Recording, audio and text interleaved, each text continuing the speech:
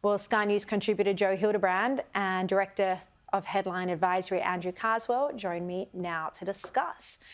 Joe, great to see you. Look, this report about Josh Frydenberg considering a comeback just at the time when it looks like Anthony Albanese is struggling, a second term is no longer a guarantee. What do you make of these reports? It's interesting. I think it's something that Frydenberg has been considering, has always had in his back pocket, if you like. They say that every politician has a leadership baton in their knapsack, and I don't think that's something that ever went away for Josh.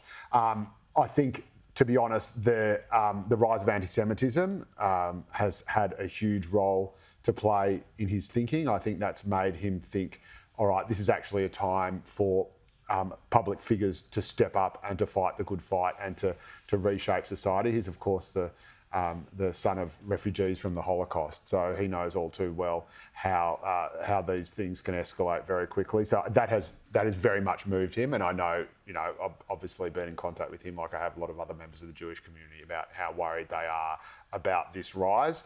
So I'm not surprised at all by this. It does present a bizarre challenge for Peter Dutton, I suppose, because immediately, I think Josh Frydenberg is the best chance of beating a Teal, a Liberal beating a Teal in a Teal-held seat.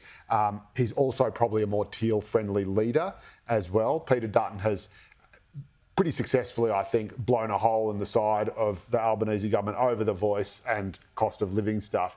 But whether he can actually turn that negative for the government into a positive for him, and again, that structural problem with the Teals holding all those touchy-feely, la-di-la, very, very rich, wealthy donor seats is another story. Andrew Carswell, what's your take on all of this? Because clearly Anthony Albanese is really struggling, not just in the polls, but you can see it anecdotally from voters. There've been so many scandals. He now appears weak on national security after this debacle that was originally sparked by the High Court, but their inept handling of the fact that there were now criminals, sex offenders, murderers walking the streets. At the same time, Peter Dutton, of course, has been very strong in anti-Semitism. Josh Frydenberg, also behind the scenes, not just publicly, but within the Jewish community, has played a very big role in helping to fight this anti-Semitism. How do you think all of these moving parts could fit together? Yeah, I certainly think, Sharri, that the spiral has got a long way to go here. We're not yet at the bottom in terms of Anthony Albanese's slump in popularity.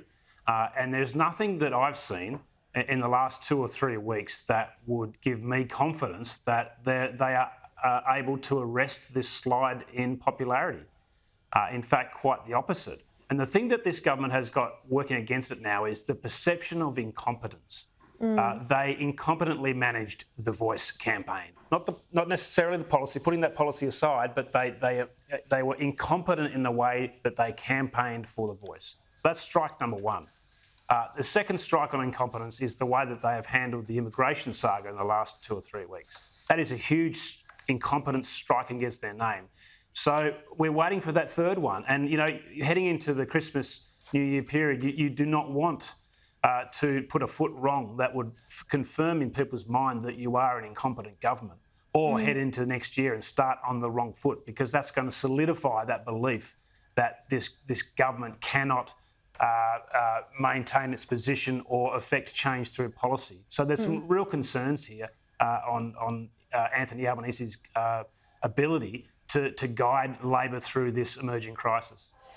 Joe, I think the problem is that the perception is now starting to settle in that Anthony Albanese is out of touch with the battle people are facing on cost of living. First, it seemed like he was too distracted with the Voice. Then the Voice referendum was finished and he, couldn't stop travelling overseas. It just doesn't seem to people who are really struggling with 13 rate rises that he gets it. Yeah, I think it is a perception problem more than an actual problem. But in politics, of course, perception is everything. So in a sense, it doesn't matter.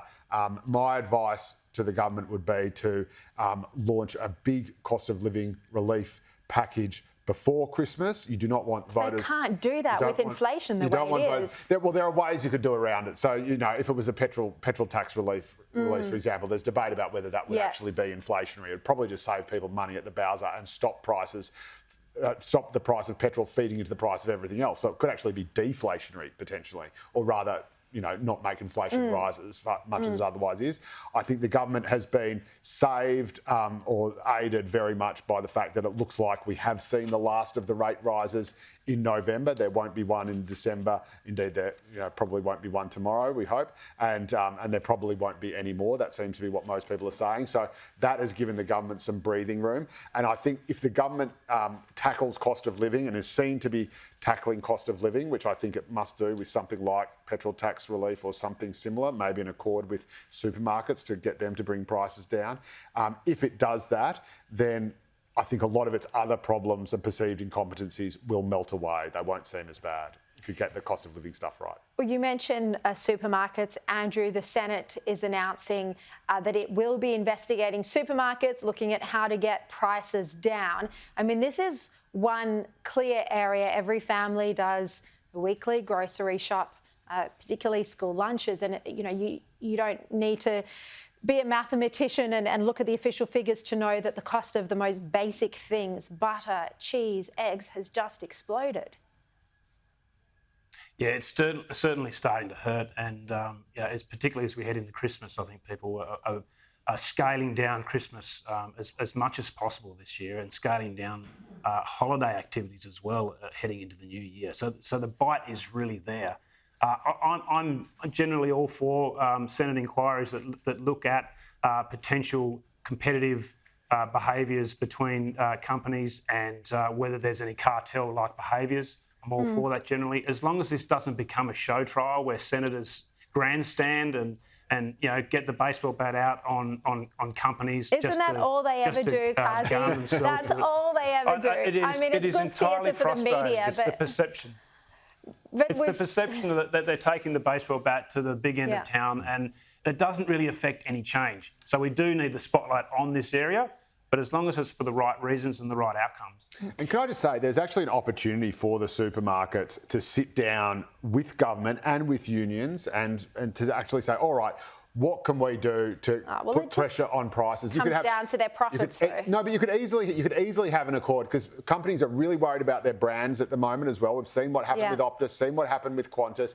Imagine Coles and Woolies, which pride themselves on being great Australians, sitting down. They call for wage restraint from their workers. Well, why not sit down with someone like Andrew Charlton or a minister of the government and say, right, let's get a new prices and wages accord where we will have wage restraint here on this end. They'd be dealing with the very reasonable Shoppers Union, and you absorb some of those prices into the bumper profits that you've already made during COVID lockdown. Yeah, those profits were massive during COVID. Huge. Now, Joe, I really want to ask you about this exclusive I broke at the start of the program tonight, that Tony Burke, anti-Israel, pro-Palestinian arts minister, is presiding over a culture of anti-Semitism in his government departments. I showed the evidence of the artist selected to represent Australia at the Venice Biennale. This is considered the Olympics for the arts community, a very prestigious arts event. He's the solo artist representing Australia in April next year, and he has shared horrific anti-Semitic content online, including a video that he shared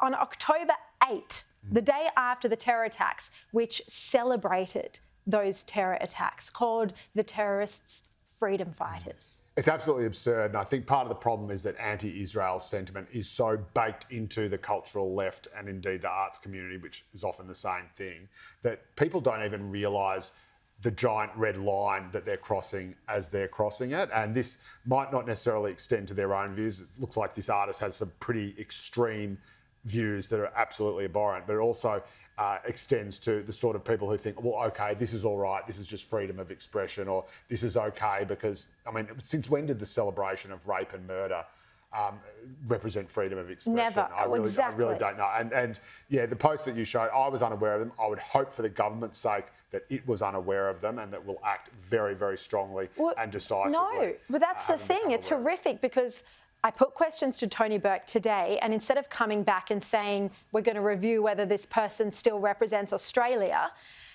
He just said, oh, the posts have now been deleted. That was Tony Burke's response. That is unacceptable. That is disgusting. If there was racist content shared by a white supremacist against Indigenous people, there's no way that person would still be given taxpayer funding to represent Australia. But then when it comes to hatred towards So Jews, if I say somehow... on Twitter that I'm enraptured with joy by the rape and murder of innocent women and children, but then delete that post. Everything's that's all fine, cool. according to Tony Burke. This is genuinely... I think you'll find this is that, genuinely as unacceptable. attention ramps up, they may have to review that.